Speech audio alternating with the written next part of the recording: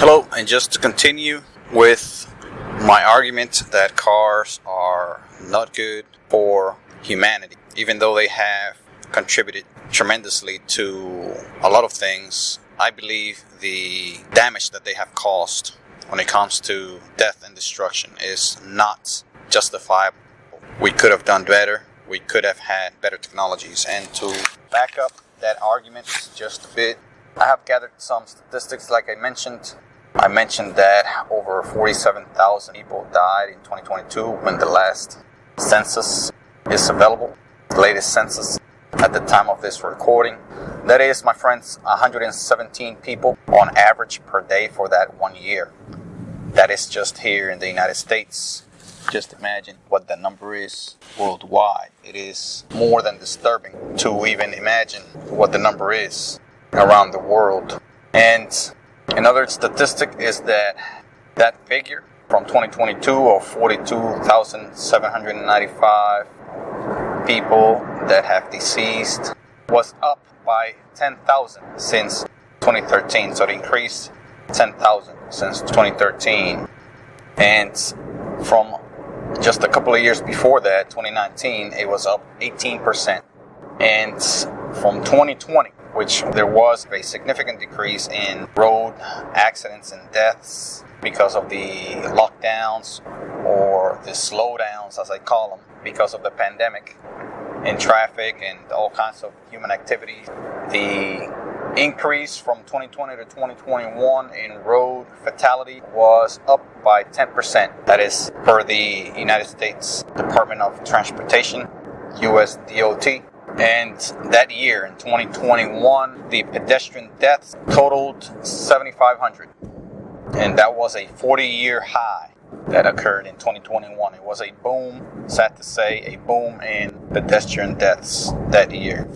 I guess after the pandemic, people were ready to hit the road and they were just crazy when they went out driving after being slowed down just a bit during the pandemic, which is, I don't know what to say about such thing. I mean, these people, we as people are just an embarrassment when it comes to taking care of each other, taking care of people out on the road. I mean, the disrespect for life, the road is just out of this world. It's just something that I just can't understand sometimes. So the EPA average weight for a vehicle here in the United States is 41,000 pounds. To put it in perspective, an average person, adult here in the U.S. is 180 pounds in weight. And, the difference is vast. That is, in comparison, when a human body comes in contact with a moving vehicle, the consequences are catastrophic. And a lot of it has to do with speed, a lot of it has to do with weight. And we have designed vehicles here in the U.S. to be enormous, humongous.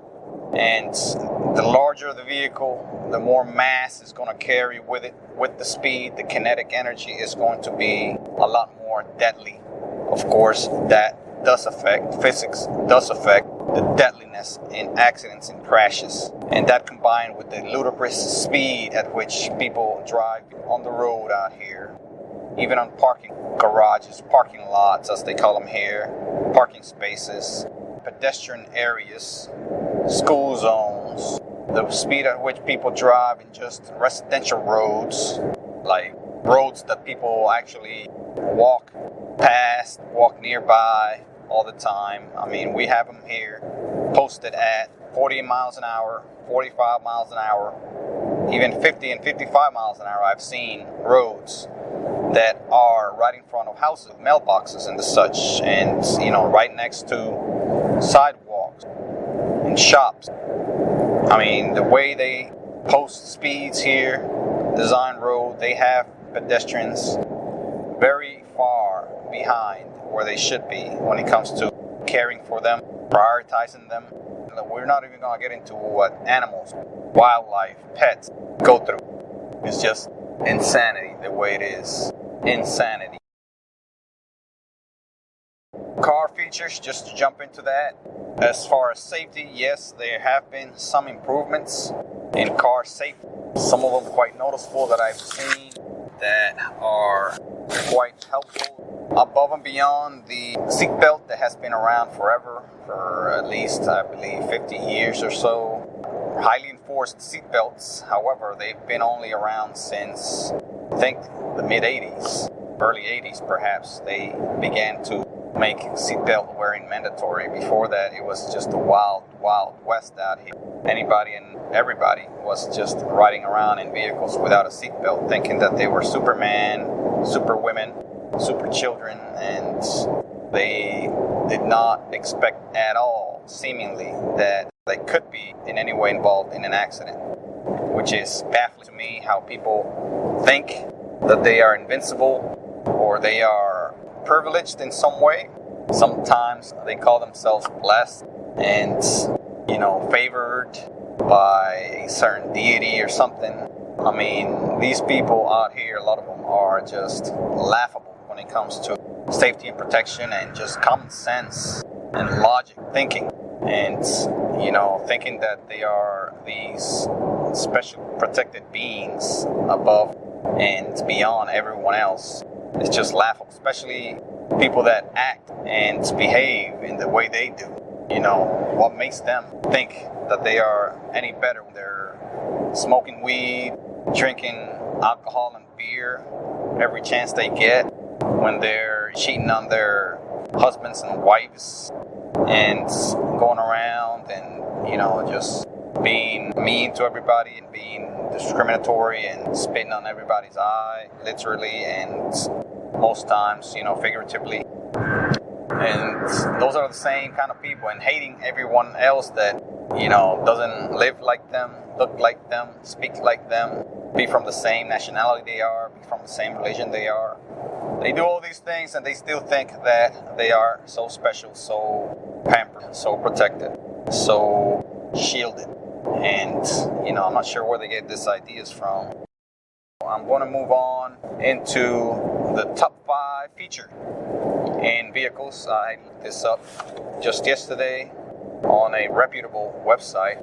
And of course, the first on the list should be seatbelts, but I guess that's an old technology that's been around for some time. They listed airbags number 1.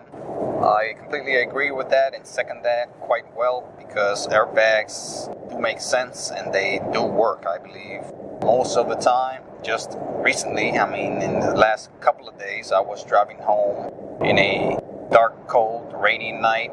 And here in the state of Georgia is probably one of the worst traffics in the country, if not in the damn world.